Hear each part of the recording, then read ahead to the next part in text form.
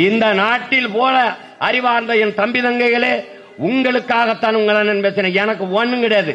ஒன்ன கவனி, இருக்கிற இருக்கிற மீனம்பாக்கம் விண்ணூர்தி நிலையத்திலே பறக்க பிளைட் கிடையாது. பறக்க ஒரு வண்டி இண்டிகோவை தவிர வண்டி கிடையாது. பிறகு எதற்கு 5000 ஏக்கர்ல விளைநிலத்தை பறித்து ஏர்போர்ட் கட்ட வேண்டும்? யாராவது ஒருவன் சிந்தி. இருக்கிற வாவு சிதம்பரம் நம் பாட்டனுடைய பேர்ல இருக்கிற துறைமுகத்திலும், தாத்தா காமராஜ் பேர்ல இருக்கிற துறைமுகத்திலும் 40-50 விழுக்காடுகள் தான் வேலை நடக்கிறது. எந்த கப்பல் சரக்கை இறக்காமல் தவித்துக் கொண்டு நிற்கிறது? எந்த சரக்கு ஏற்றுமதி செய்ய முடியாமல் தவித்துக் கொண்டிருக்கிறது? பிறகு எதற்காக 6111 ஏக்கரிலே காட்டுப்பள்ளியிலே துறைமுகம் என்று அறிவார்ந்த தம்பி தங்கைகள் கேளுங்கள். எதற்காக? யாருடைய வளர்ச்சிக்காக? அந்த துறைமுகத்தை 6111 ஏக்கர்ல கட்ட போறவர் யார்? அதானி. ஒரு தனிப்பட்ட முதலாளியின் வளர்ச்சியை ஒட்டுமொத்த நாட்டு மக்களின் வளர்ச்சி என்று கட்டமைப்பதை எப்படி நீங்கள் ஏற்கிறீர்கள்? எப்படி ஏற்கிறீர்கள்? ஒரு முதலாளி வளர்ந்தால் நாடு மக்களும் வளரும் என்பதை எப்படி நம்புகிறீர்கள்? 80 கோடி ஏழை மக்கள் என்று இந்த நாட்டை ஆளுகிற அமைச்சர் பெருமக்கள், மாண்புமிகு அம்மையார் நிதியமைச்சர் நிர்மலா சீதாராமன் சொல்கிறார், 80 கோடி ஏழைகளுக்கு 5 கிலோ அரிசியும் 2 கிலோ பருப்பும் கொடுத்தோம் என்று. கொரோனா நேரத்தில் 80 கோடி ஏழை, 28 விழுக்காடு இரவு உணவில்லாமல் உறங்க செல்கிற மக்கள், பல கோடிக்கணக்கான பச்சிளம் குழந்தைகள் பசியோடு படுக்க செல்கிறார்கள். என் அன்பு உடன் பிறந்தவனே, பல கோடிக்கணக்கான குழந்தைகள். இந்த வளர்ச்சியை சொல்கிற பெருமக்கள், இரவு உணவில்லாமல் என் நாட்டு குடிமக்கள் உறங்க செல்ல மாட்டார்கள், பசி இல்லாத பச்சிளம் குழந்தைகள் படுக்க செல்வார்கள் என்ற உறுதியை தர முடியும் என்றால், நீங்க எத்தனை அணு உலையும் கட்டுங்கள், எவ்வளவு அனல் மின் நிலையத்தையும் கொண்டு வாருங்கள், ஒரு பிரச்சனையும் இல்லை, ஒண்ணும் இல்லை, மாற்றே இல்லையே. வேற எப்படி மின்சாரம்? உங்களிடத்திலே கேட்கிறேன், அணு உலை கண்டுபிடிக்கப்பட்டது மின்சார உற்பத்திக்காகவா? இல்ல மின்சாரம் கண்டுபிடிக்கப்பட்டது அணு உலையாலையா? சொல்லுங்க நீங்க. எங்க விளைநிலங்களை பறித்துத்தான் சூரிய ஒளி தகடுகள் போடுவார்கள் இவர்களால். ஏன் டிவைடர்ல போட முடியாதா? அரசு கட்டிடங்களில் மேற்கூரையில போட முடியாதா? ஏன் இந்த கட்டிடத்தின் மேற்கூரையிலோடு போட முடியாதா? விளைநிலத்திற்கு பயன்படாத இடங்களில் இந்த சூரிய ஒளி தகடை போட முடியாதா? உலகத்தில் பிரிட்டன்ல போய் பாருங்கள், கடலுக்குள்ள இருந்து 100 அடியில காற்றாலை மின்சாரம், எந்த தடையும் இல்லாமல் காற்று வீசிக்கொண்டே இருக்கிறது. அங்கிருந்து மின்சாரம் தயாரிக்க முடியாதா?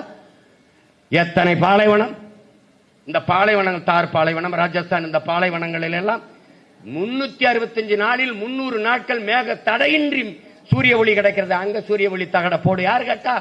யாரு கேட்டா? அந்த தகடை கழுவ தண்ணி தானே. கடல் நீரை சுத்திகரித்து குடிக்க கொடுக்கிற நீ அந்த தகடை கழுவ தண்ணியை நீ கொண்டு போக முடியாதா? கொண்டு போக முடியாதா? விளைநிலத்தை பறிச்சுதான் சூரிய ஒளியில் மின்புங்க அமைப்பியா? அது அந்த விளை நிலத்துலதான் காற்றாலை மின்சாரமா? அறிவார்ந்த தம்பி தங்கைகளே, அனல் மின்சாரம் சூரியலுக்கு கேடு, அரசிடத்தில் இருக்கும். அணு உலை சூரிய சூழ்நிலைக்கு கேடு. வெடித்தால் வாழவே முடியாது. இங்க பார், போர் நடந்து பேரழிவு நடந்த பிறகு மக்களை குடியேற்றி விட முடியும்.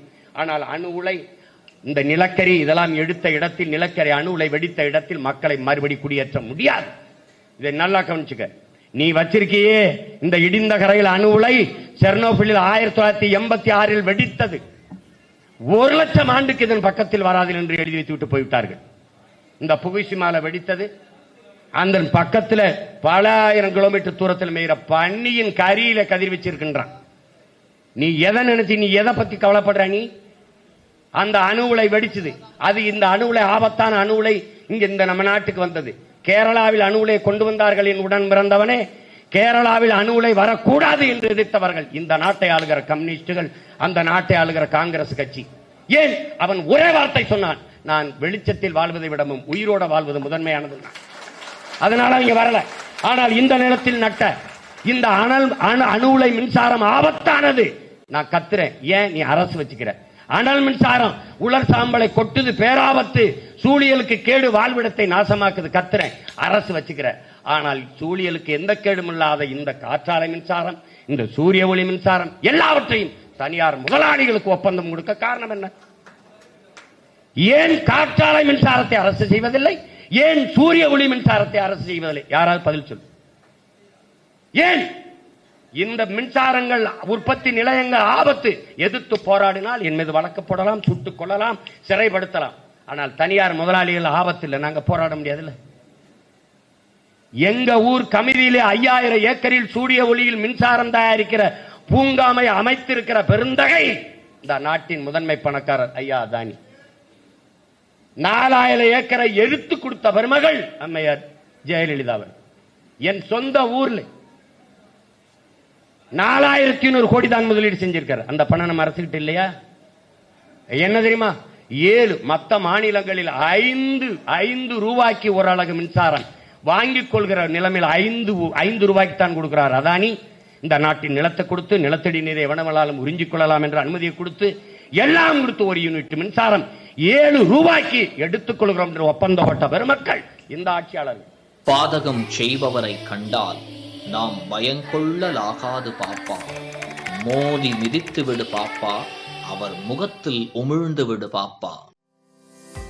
அண்மை செய்திகளை உடனுக்குடன் தெரிந்து கொள்ள இணைந்திருங்கள் இயம்நாடு தொலைக்காட்சியுடன்.